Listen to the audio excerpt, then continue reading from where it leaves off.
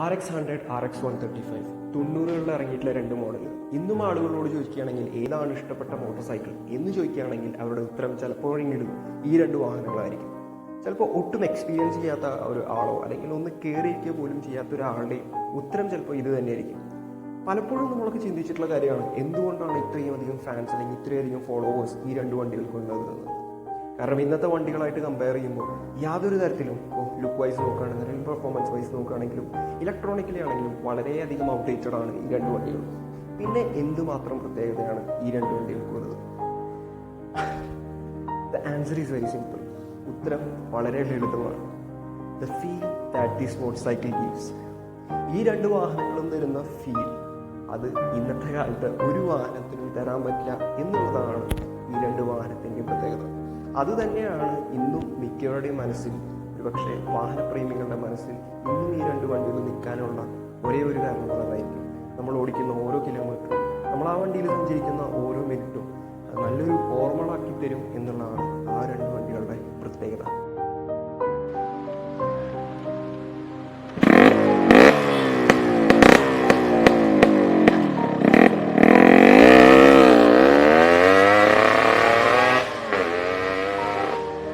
മോട്ടോഡ്രിഫ്റ്റ് മലയാളത്തിൻ്റെ ഒരു പുതിയ എപ്പിസോഡിലേക്ക് എല്ലാവർക്കും സ്വാഗതം. നമ്മളൊരു വർഷത്തിന് ശേഷമാണ് നമ്മൾ ശരിക്കും പറഞ്ഞ വീഡിയോസ് ഇടുന്നത്. അതിൻ്റെ കാരണം ചോദിച്ചു കഴിഞ്ഞാൽ കുറച്ച് തിരക്കുകളും കാര്യങ്ങളൊക്കെ ഉണ്ടായിരുന്നു. പക്ഷെ അത് മാറ്റി വയ്ക്കുകയാണെങ്കിൽ അതല്ല മെയിൻ റീസൺ. നമ്മൾ വിൻറ്റേജ് വണ്ടികൾ തപ്പി നടക്കായിരുന്നു. നമുക്ക് 2-3 വണ്ടികൾ നമ്മൾ ഇട്ടപ്പോൾ RX-100 ഇട്ടുണ്ടായിരുന്നു, അതേപോലെ തന്നെ ബുള്ളറ്റിൻ്റെ പഴയ മോഡൽ നമ്മൾ ഇട്ടുണ്ടായിരുന്നു. അപ്പോൾ അതൊക്കെ ഇട്ടപ്പോഴും നല്ല രീതിയിലുള്ള അപ്രീസിയേഷൻ നമുക്ക് കിട്ടി. അപ്പോൾ നമുക്ക് മനസ്സിലായി കൂടുതൽ ആൾക്കാർ തപ്പി നടക്കുന്നതും ഈ ഒരു വിൻറ്റേജ് പരമായിട്ടുള്ള അല്ലെങ്കിൽ അവർക്ക് കാണാൻ ആഗ്രഹിക്കുന്ന വണ്ടികളാണ് അവർ തപ്പി നടക്കണമെന്ന് നമുക്ക് മനസ്സിലായപ്പോൾ നമ്മൾ അതിലേക്ക് കൂടുതൽ ഫോക്കസ് കോൺസെൻട്രേറ്റ് ചെയ്തു. സോ ഇതാ നമ്മൾ പുതിയൊരു വണ്ടിയായിട്ട്, നമ്മൾ ഒരു വിൻറ്റേജ് വണ്ടിയായിട്ട് നമ്മൾ എത്തിയിരിക്കുകയാണ്. RX-135 RX-100ന് ശേഷം നമ്മൾ ചെയ്യുന്നൊരു വണ്ടിയാണ്. അപ്പോൾ നമ്മുടെ ആദ്യം വന്ന മോഡൽ എന്ന് പറഞ്ഞാൽ RX-100 എന്ന് പറഞ്ഞൊരു മോഡലായിരുന്നു. അതിൻ്റെ വീഡിയോ നമ്മൾ ഇട്ടിട്ടുണ്ട്. അതിന് അത്യാവശ്യം റീച്ചും കാര്യങ്ങളൊക്കെ കിട്ടിയിട്ടുള്ളൊരു വീഡിയോ ആണ് നമ്മുടെ വീഡിയോസിലിടാം. അപ്പോൾ അതിനുശേഷമാണ് നമ്മുടെ RX-G എന്ന് പറഞ്ഞ മോഡൽ. അതാണ് നമ്മുടെ കയ്യിലിരിക്കുന്ന മോഡൽ എന്ന് പറയുന്നത്. അത് ശരിക്കും പറഞ്ഞാൽ വളരെ ചുരുക്കം വണ്ടികളെ RX-G എന്ന് പറഞ്ഞൊരു മോഡലുള്ളൂ. അപ്പോൾ അതിൽ പറഞ്ഞാണ് നമ്മുടെ കയ്യിലിരിക്കുന്നത്. അത് ശരിക്കും പറഞ്ഞാൽ 4 സ്പീഡാണ്. അതിനുശേഷമാണ് നമ്മുടെ RX-135 എന്ന് പറഞ്ഞ മോഡൽ ശരിക്കും പറഞ്ഞാൽ വരുന്നത്. അപ്പോൾ നമ്മുടെ RX-100 എടുത്ത് നോക്കുകയാണെങ്കിലും RX-G എടുത്ത് നോക്കുകയാണെങ്കിലും RX-135 എടുത്ത് നോക്കുകയാണെങ്കിലും ലുക്ക് വൈസ് വലിയ കാര്യത്തിൽ വ്യത്യാസങ്ങളൊന്നുമില്ല. നമുക്ക് മൂന്നും ഇങ്ങനെ വെച്ച് കഴിഞ്ഞാൽ പെട്ടെന്ന് ഡിഫറൻഷിയേറ്റ് ചെയ്തൊന്നും പറയാൻ പറ്റില്ല. പിന്നെ ഈ ഒരു വണ്ടിയിലേക്ക് വരികയാണെങ്കിൽ ഇതിൻ്റെ ഓണർ അത്യാവശ്യം നല്ല രീതിയിലുള്ള മോഡിഫിക്കേഷൻസ് കാര്യങ്ങളൊക്കെ ചെയ്തിട്ടുണ്ട്. ഓരോന്നായിട്ടുള്ള മോഡിഫിക്കേഷൻ നമ്മൾ പറഞ്ഞുതരാം. അപ്പോൾ ഫസ്റ്റ് തന്നെ വരികയാണെങ്കിൽ എഞ്ചിൻ സൈഡിലേക്ക് വരികയാണെങ്കിൽ സിലിണ്ടർ ഒരു ഭാഗത്തേക്ക് വരികയാണെങ്കിൽ ഫുൾ പോട്ട് ചെയ്ത് ഫുൾ ബോർ ചെയ്തിട്ടുണ്ട്. അപ്പോൾ നമ്മുടെ ഗിയർ ബോക്സിൻ്റെ ഭാഗത്തേക്ക് വരുമ്പോൾ ഈ ഗിയർ ബോക്സ് എന്ന് പറയുന്നത് 4 സ്പീഡായിരുന്നു സ്റ്റോക്കിൽ വരുമ്പോൾ. പക്ഷേ അത് അപ്ഡേറ്റ് ചെയ്തിട്ട് ആൾ 5 സ്പീഡ് ആക്കിയിട്ടുണ്ട്. അതേപോലെ തന്നെ പക്ഷേ ഇതിൽ പ്രശ്നം വെച്ചെങ്കിൽ നമ്മുടെ കവർ കിടക്കുന്നത് ഇപ്പോഴും 4 സ്പീഡാണ്. പക്ഷേ അത് അപ്ഡേറ്റ് ചെയ്തിട്ട് 5 സ്പീഡ് ആക്കിയിട്ടുണ്ട്. നമ്മുടെ ബാക്കിലേക്ക് വരുമ്പോൾ സസ്പെൻഷൻ എന്ന് പറയുന്നത് കോയിൽഡ് സസ്പെൻഷൻ തന്നെയാണ് വരുന്നത്. സ്റ്റോക്കിൽ വരുന്ന ഒരു സസ്പെൻഷൻ അല്ല, മാറ്റിയിട്ടുണ്ട് ഓണർ. അപ്പോൾ ചേഞ്ച് ചെയ്തിട്ടുള്ളൊരു സസ്പെൻഷനാണ് ഈ ഒരു വണ്ടിയിൽ കൊടുത്തിട്ടുള്ളത്. പിന്നെ വണ്ടിയുടെ ഒരു മെയിൻ അട്രാക്ഷൻ എന്ന് പറഞ്ഞാൽ വണ്ടിയുടെ ആ ഒരു ചേമ്പറാണ്. ചേമ്പർ വെച്ചിട്ടുണ്ട്. ഇപ്പോൾ സ്റ്റോക്ക് വണ്ടി നോക്കുമ്പോഴും ചേമ്പർ വെച്ചിട്ടുള്ളൊരു വണ്ടിയാണെങ്കിൽ നമുക്ക് ശരിക്കും പറഞ്ഞാൽ വ്യത്യാസം ശരിക്കും അറിയാൻ പറ്റും. ആ ഒരു സൗണ്ട് തന്നെ ഭയങ്കര ഒരു അട്രാക്ഷൻ ആയിട്ടുള്ള ഒരു സൗണ്ടാണ്. നമുക്ക് കേൾക്കുമ്പോൾ തന്നെ കറക്റ്റ് ഒരു ഫീൽ കിട്ടും. ഞാൻ നിങ്ങൾക്ക് ഞാൻ ഇങ്ങനെ പറഞ്ഞുകൊണ്ട് വരില്ല, ശരിക്കും കേൾക്കണം, ഞാൻ കേൾപ്പിച്ചു തരാം. ഓക്കെ, അപ്പോൾ നമ്മുടെ വണ്ടി ഞാൻ സ്റ്റാർട്ട് ചെയ്യാൻ പോവാണ്. ഇവിടെ നിങ്ങൾക്ക് നല്ല കാറ്റും കാര്യങ്ങളൊക്കെ ഫീൽ ചെയ്യും കേട്ടോ. അതിൻ്റെ ഒരു ഡിസ്റ്റർബൻസും നിങ്ങൾക്ക് ഫീൽ ചെയ്യാം. പക്ഷേ നമ്മൾ നല്ല പ്രകൃതി ഭംഗിയായതുകൊണ്ട് ഇവിടെ വന്ന് നിൽക്കണതെന്ന് മാത്രം. ഓക്കെ, സ്റ്റാർട്ട് ചെയ്യട്ടെ.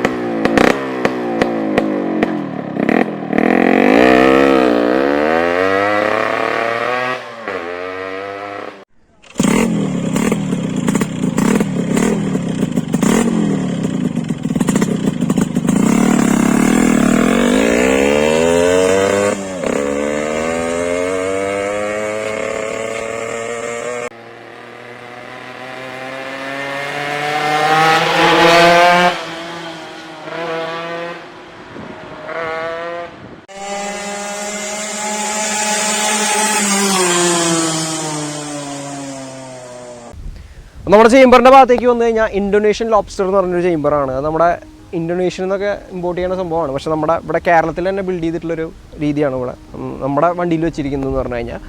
ഇതെന്തിനാണ് വെക്കണമെന്ന് ചോദിച്ചു കഴിഞ്ഞാൽ നമ്മുടെ കുറച്ചുകൂടി ടോപ്പ് എൻഡും കാര്യങ്ങളൊക്കെ ഒന്നുകൂടി ഇൻക്രീസ് ചെയ്യാൻ വേണ്ടിയിട്ട് കൂട്ടാൻ വേണ്ടിയിട്ടാണ് ശരിക്കും പറഞ്ഞാൽ ഈ ഒരു ചേമ്പർ വെച്ചിരിക്കുന്നത്.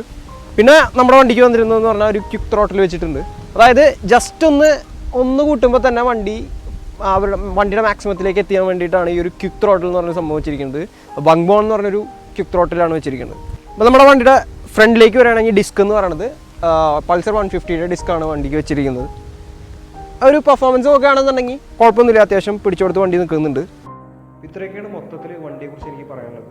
ഇനി വണ്ടി ഓടിച്ചിട്ടുള്ള എക്സ്പീരിയൻസ്, റൈഡിങ് റിവ്യൂ, അത് നമ്മുടെ അർജുൻ പറയുന്നതായിരിക്കും. അപ്പോൾ ഗൈസ്, അർജുനാണ്. റൈഡിങ് റിവ്യൂ പറയണ പോലെ ഞാൻ എൻ്റെ ഒരു എഞ്ചിൻ സ്പെക്ക് മുതൽ എന്തൊക്കെ മോഡിഫിക്കേഷൻ നമ്മുടെ റൈഡിങ്ങിനോ ട്യൂൺ ചെയ്തിരിക്കണമെന്ന് പറയാം. അതിന് എഞ്ചിൻ എന്ന് പറയുന്നത് ഒരു 132cc 2-stroke എഞ്ചിനാണ്. അത് 12 bhp പവറും അതുപോലെ 10 Nm ടോർക്കാണ് പ്രൊഡ്യൂസ് ചെയ്യുന്നത്. പിന്നെ ഇതിൽ മോഡിഫിക്കേഷൻ ചെയ്തിരിക്കുന്നത് വെച്ച് കഴിഞ്ഞാൽ ഫുൾ ബോർ ചെയ്തിട്ടുണ്ട്. പിന്നെ CDI യൂണിറ്റ് മാറ്റിയിട്ടുണ്ട്. NMW റേസിങ്ങിൻ്റെ CDI യൂണിറ്റാണ് കയറ്റിയിരിക്കുന്നത്. ഇനിയിപ്പോൾ ഗിയർ ബോക്സ് നോക്കുകയാണെങ്കിൽ ഗിയർ ബോക്സ് മാറ്റിയിട്ടുണ്ട്. ഗിയർ ബോക്സ് 4 സ്പീഡാണ് നോർമൽ സ്റ്റോക്കിൽ വരുന്നത്. ഇത് മാറ്റിയിട്ട് 5 സ്പീഡ് RX-135ൻ്റെയാണ് ഇതിൽ കയറ്റിയിരിക്കുന്നത്. പിന്നെ വേറെ നോക്കുകയാണെങ്കിൽ ഇതിൻ്റെ മെയിൻ അട്രാക്ഷൻ എന്ന് പറഞ്ഞാൽ ചേംബറാണ്. വണ്ടിയിൽ ചേംബർ കയറ്റിയിട്ടുണ്ട്. ഇൻഡോനേഷ്യൻ ലോബ്സ്റ്റർ എന്ന് പറഞ്ഞാൽ ഒരു ചേംബറിൻ്റെ ആ സെയിം ഡിസൈൻ നമ്മളിവിടെ കസ്റ്റമായിട്ട് കേരളത്തിൽ പണിതാണ്. ഇൻഡോനേഷ്യൻ ലോബ്സ്റ്റർ മെയിനായിട്ട് തായ്ലാൻഡ്, ഇൻഡോനേഷ്യയിലൊക്കെ യൂസ് ചെയ്യുന്ന ഒരു ചേംബർ സിസ്റ്റമാണ്. അത് മെയിനായിട്ടും ടോപ്പ് ആൻഡ് പെർഫോമൻസ് ഉള്ളതാണ്. അതുപോലെ ഈ വണ്ടിയിൽ ക്വിക്ക് ത്രോട്ടിൽ കയറ്റിയിട്ടുണ്ട്. അതുപോലെ സസ്പെൻഷൻ ചേഞ്ച് ചെയ്തിട്ടുണ്ട്. കാർബറേറ്റർ ട്യൂൺ ചെയ്തിട്ടുണ്ട്. കാർബറേറ്റർ മാറ്റിയിട്ടുണ്ട്. അങ്ങനെ കുറേ സ്പെക്ക് അല്ലെങ്കിൽ കുറേ മോഡിഫിക്കേഷൻ ചെയ്തിട്ടുണ്ട്. സത്യം പറഞ്ഞാൽ ഓണറിന് തന്നെ ഓർമ്മയില്ല ഓരോരോ ടൈമിൽ ചെയ്ത കാരണം. ഇത്രയും പണി ചെയ്തിട്ടാണ്, ഇത്രയും കാര്യങ്ങൾ പറഞ്ഞിട്ടാണ് ഓണർ എനിക്ക് വണ്ടി തന്നത്.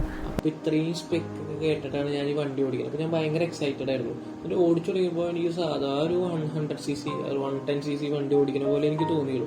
അപ്പോൾ ഞാൻ ഓണറിനോട് ചോദിച്ചു, ഇതാണോ ഇതിൻ്റെ പെർഫോമൻസ്? അപ്പോൾ ആൾ പറഞ്ഞു, അതിൻ്റെ ട്യൂണിങ്ങും തെറ്റിയിട്ടുണ്ട്, എന്നാലും വണ്ടി ഇപ്പോൾ കയറും, നീ ഫസ്റ്റ് ഗിയറിലും സെക്കൻഡ് ഗിയറിലും ഫുൾ ത്രോട്ട് കുറച്ച് നേരം പിടിച്ച് നിന്നാൽ കയറും എന്നാൾ പറഞ്ഞു. അപ്പോൾ എനിക്ക് വലിയ പ്രതീക്ഷയൊന്നും ഉണ്ടായിരുന്നില്ല. അതേപോലെ ഫസ്റ്റ് ഗിയറിൽ ഫുൾ ത്രോട്ട് കുറച്ച് നേരം പിടിച്ചു. അപ്പോൾ വണ്ടിയുടെ ശബ്ദം ചെറുതായി മാറി തുടങ്ങി. ഇങ്ങനെ ആക്സിലേറ്റർ കൊടുത്തുകൊണ്ടിരിക്കുമ്പോൾ പെട്ടെന്ന് വണ്ടി റോക്കറ്റ് എന്ന് പറഞ്ഞാൽ വണ്ടി നമ്മൾ ഈ ഫാസ്റ്റ് ആൻഡ് ഫ്യൂരിയസിൽ നൈട്രസ് ഇട്ട് നമ്മൾ പിന്നിക്ക് പോകുന്നത് ആ സെയിം എഫക്റ്റ്, മാരക പവർ. നമ്മുടെ എന്താ പറയുക, ഡ്യുവൽ പേഴ്സണാലിറ്റി എന്നൊക്കെ പറയില്ലേ, നമ്മുടെ അന്യനും അതേപോലെ അമ്പിയും അതേപോലെയൊക്കെ തന്നെ. നോർമൽ ആക്സിലറേറ്റ് ചെയ്ത് പോകുകയാണെങ്കിൽ നമ്മൾ സാധാ RX അല്ലെങ്കിൽ ഒരു 100cc 110cc പോണ പോലെ, പക്ഷേ ആ ശബ്ദം വേറെ ഫീലാണ്. ഇനി നമ്മൾ ഫുൾ ആക്സിലറേറ്റർ കൊടുത്ത് ഓരോ ഗിയറിൽ ഫുൾ RPM ആയിട്ട് വണ്ടിയുടെ പവർ ബാൻഡ് ഓപ്പൺ ആവും. പവർ ബാൻഡ് ഓപ്പൺ ആയാൽ ഇൻസെയിൻ ഒരു ബ്രൂട്ടൽ ആക്സലറേഷനാണ്. അത് ശരിക്കും നിങ്ങൾ എക്സ്പീരിയൻസ് ചെയ്യണം. വേറെ ലെവലാണ് സത്യം പറഞ്ഞാൽ. ഞാൻ ഇതുവരെ RX നോർമൽ കുറേ RX ഓടിച്ചിട്ടുണ്ടെങ്കിലും ഈ പെർഫോമൻസ് ട്യൂൺഡ് വണ്ടി ആദ്യമായിട്ടാണ് ഓടിക്കുന്നത്. വേറെ ലെവലാണ്. അപ്പോൾ അതൊക്കെയാണ് മെയിനായിട്ട് പെർഫോമൻസ് പറഞ്ഞാൽ ഈ വണ്ടി എല്ലാവരും ഒന്ന് ട്രൈ ചെയ്യണം, പ്രത്യേകിച്ച് ട്യൂൺ ചെയ്ത വണ്ടി. അപ്പോൾ എന്ന് വെച്ചാൽ ആ വണ്ടി ഞാനിപ്പോൾ വണ്ടി ഓടിച്ചിട്ട് ഏകദേശം ഒരു ആഴ്ചയായി ഈ വീഡിയോ റെക്കോർഡ് ചെയ്യുമ്പോൾ. പക്ഷെ എന്നാലും അത് ആ വണ്ടിയിൽ ഓടിച്ച ഒരു ഫീൽ എനിക്ക് ഇപ്പോഴും എൻ്റെ മെമ്മറിയിലുണ്ട്. അതാണ്. ഇപ്പോൾ ബാക്കി കാര്യങ്ങൾ നോക്കുകയാണെങ്കിൽ ബാക്കിയെല്ലാം നമ്മുടെ സാധാ ഒരു RX ഓടിക്കുന്ന പോലെ തന്നെയാണ്. പിന്നെ ശബ്ദത്തിൻ്റെ കേസ് പറയുകയാണെങ്കിൽ വണ്ടി ഓടിക്കുമ്പോൾ എനിക്ക് പേഴ്സണലി കുറച്ച് കൂടുതലായി തോന്നി. എനിക്ക് നോർമലി സാധാ RXൻ്റെ ശബ്ദമാണ് ഇഷ്ടം. ഇത് ആ ട്യൂൺ ചെയ്ത കാരണം, പെർഫോമൻസ് ട്യൂണായ കാരണം അതിൻ്റെ ശബ്ദം കുറച്ച് കൂടുതലാണ് പ്രത്യേകിച്ച്. പക്ഷേ നമ്മൾ പുറത്തുനിന്ന് കാണുമ്പോൾ നല്ല രസമാണ്. അതിൻ്റെ വീഡിയോസൊക്കെ നമ്മൾ ഇട്ടിട്ടുണ്ട്. പിന്നെ പോരായ്മ എന്ന് പറയുന്നത് ഇത്രയും പവറുള്ള വണ്ടിക്കുള്ള ബ്രേക്സ് വണ്ടിക്കില്ല. അപ്പോൾ പിന്നെ അതേപോലെ മൈലേജ് ഭയങ്കര ഷോർട്ടാണ്. ഒരു സിംഗിൾ ഡിജിറ്റ്സ് ഒക്കെ കിട്ടാറുണ്ട്. നമ്മൾ ഇത്രയും ആ പവർ ബാൻഡ് ഓപ്പണായി കണ്ടിന്യൂസ് ആയി ഓടിച്ച് കഴിഞ്ഞാൽ സിംഗിൾ ഡിജിറ്റൊക്കെയാണ്. അപ്പോൾ നമ്മളൊരു കാറിൻ്റെ മൈലേജ് നോക്കിയിട്ടാണ് അതിന് പെട്രോൾ അടിച്ച് നമ്മൾ എടുത്തിരുന്നത്. പിന്നെ നമ്മൾ സത്യം പറഞ്ഞാൽ ഒരു ട്രിബ്യൂട്ട് വീഡിയോ ആയിട്ട് എടുക്കാൻ പോയതാണ്. പക്ഷേ ഇതിൻ്റെ പവർ കാണിക്കാനുള്ളൊരു വീഡിയോ നമുക്ക് എടുക്കാൻ പറ്റിയില്ല. അതായത് നമ്മൾ ഗോപ്രോ എടുത്തിട്ടില്ല. പിന്നെയുള്ള നമ്മുടെയുള്ള വണ്ടിയാണെങ്കിൽ ഇതിൻ്റെ സ്പീഡ് പിടിക്കാനും പറ്റില്ല. അതാണ്. അപ്പോൾ ഇത്രയൊക്കെ തന്നെ ഉള്ളൂ. അപ്പോൾ ഇതേപോലെ വിൻറ്റേജ് വണ്ടികൾ ഇനിയും വരുന്നതാണ്. അപ്പോൾ നിങ്ങൾ ഇനിയും സപ്പോർട്ട് ചെയ്യുക. നിങ്ങൾക്ക് ഏതൊക്കെ വണ്ടികൾ വേണം അതും പറയാം. അപ്പോൾ അതേപോലെ നിങ്ങളുടെ കയ്യിൽ വിൻറ്റേജ് വണ്ടി ഉണ്ട്, അത് നിങ്ങൾക്ക് റിവ്യൂ ചെയ്യണമെങ്കിൽ നമ്മളെ കോൺടാക്ട് ചെയ്യുക. എല്ലാം ഡിസ്ക്രിപ്ഷനിൽ കൊടുത്തിട്ടുണ്ടാവും നമ്മുടെ കോൺടാക്ട് ഡീറ്റെയിൽസ് എല്ലാം.